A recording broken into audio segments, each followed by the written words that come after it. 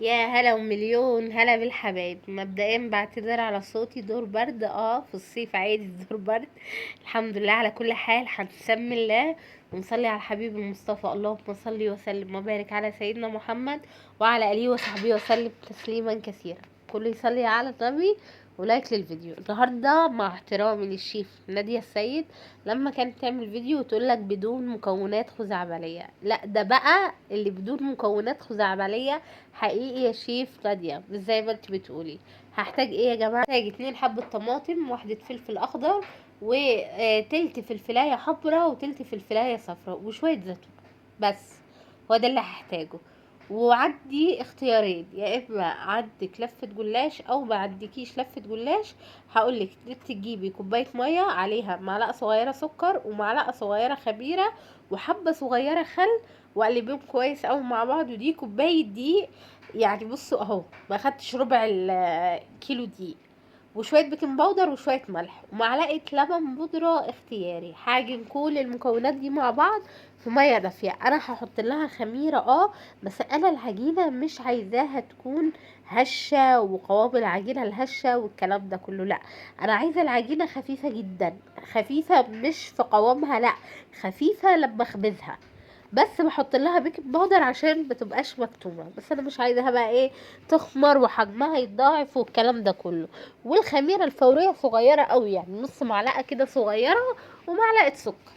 تمام، عجنتها زي ما انتم شايفين كده، وهسيبها كده على جنب. هغطيها كده هرش عليها شويه زيت وهغطيها بالاسترتش ده. حلو وعملي وجميل جدا جدا فوق ما تتخيلوا، سواء في تخبير، في ان انت تحطي فيه اكل في التلاجة، رهيب. نيجي بقى، بعتذر لكم على صوتي بس سامحوني. نيجي بقى بصوا في الفريزر، لقيت ايه؟ لقيت حبة زي لانشون كده، عارفين اللانشون كده متقطع صغير.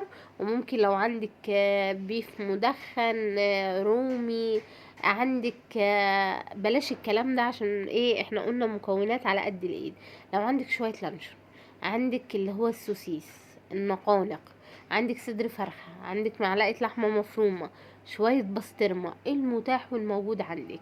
ده عارفين شرايح لانشون صغيرة كده مدخنة، انا حطيتها على الطماطم والفلفل والزيتون. ولو مش عندك مش مشكلة خالص، مشيها بالطماطم والفلفل والزيتون وشوية جبنة وخلاص على كده. انا زي ما بقولك دول لقيتهم كده في الفريزر فرميتهم على الخلطة بتاعتي. وممكن تستبدليهم بوحدتين لانشون، وحدتين سوسيس، صدر فرخة، بسطرمة سادة، المتاح والموجود عندك. ده كأنه طبق سلطة كده اهو، وحدتين طماطم وحدتين فلفل. ولو مش عندك الفلفل الالوان مش مشكلة خالص، الفلفل الرومي الاخضر العادي يقضي الغرض. وبدل ما تحطي قرن فلفل واحد، لا، حطي 2. لو عايزه سبايسي واللي هياكل ليه في السبايسي ممكن تحطي كمان معاهم قرن فلفل سبايسي، تقطعيه كده على الوصفه دي. وعندي جزرايه مبشوره، اظن قيمه غذائيه وخضار وجمال ومكونات بسيطة جدا جدا فوق الوصف، موجودة في كل بيت. الوصفة دي تنفع لو انت في مصيف، تنفع للغدا للعشاء، خطيرة. انا حطيت رشة خفيفة من توابل البطاطس، مش عارفة ايه علاقتها في الموضوع بس لقيتها وحطيتها. وحطيت شوية ملح وفلفل اسمر، ما تكتريش ملح علشان الزيتون بيكون مملح، الزيتون المخلل. طب يا بسمة انا ما عنديش زيتون، حط خيار مخلل. يا بسمة انا ما عنديش خيار مخلل، هاتي واحدة خيار من درج التلاجة وقطعيها. وفي طريقة للخيار المخلل السريع مالية اليوتيوب، اعملي شوية مخلل خيار سريع سريع وقطعيهم زي ما انتوا. العجينه مش عايزاها تخمر، انا عجنتها وقطعتها صوابع كده من الجنب زي ما انتوا شايفين. بس جيت انقلها على الصينيه، لازم الصينيه تكون مدهونه كويس، اتكعبلت مني ولا اي حاجه.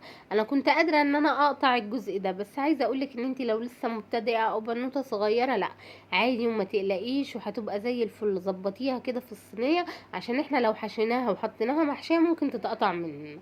وبرده نفس لفه الجلاش، جبتها ودهنتها دهنة واحدة بس من فوق، وحطيت فيها الخلطة دي وشوية ميكس جبن. يعني اللي انا حطيته ده ميكس جبن، مش هقولك جبنة موتزاريلا ولا اي حاجة، لا، ميكس جبن حطيته، وزي ما انتوا شايفين كده هبتدي ان انا ايه قصقصتها في الجناب، وهعملها زي فكرة السنبلة، والعجينة برضو هعملها زي كده زي فكرة السنبلة.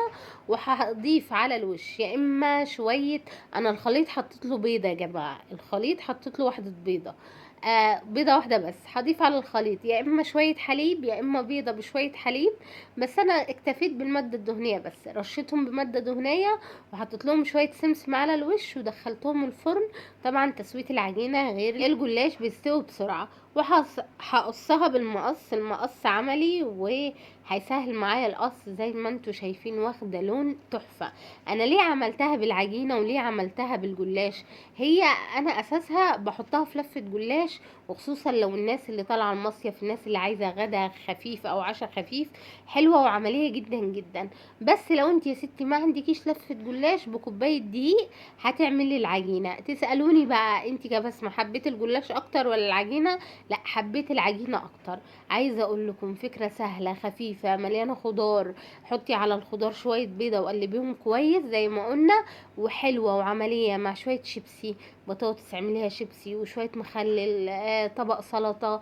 عايزه اقول لكم وجبه غذائيه متكامله ومكوناتها بسيطه جدا جدا، وموجودة في درج اي تلاجة بيت بسيطة، والطعم خطير خطير خطير، وخصوصا لو عملتوها بالعجين السهل الممتنع.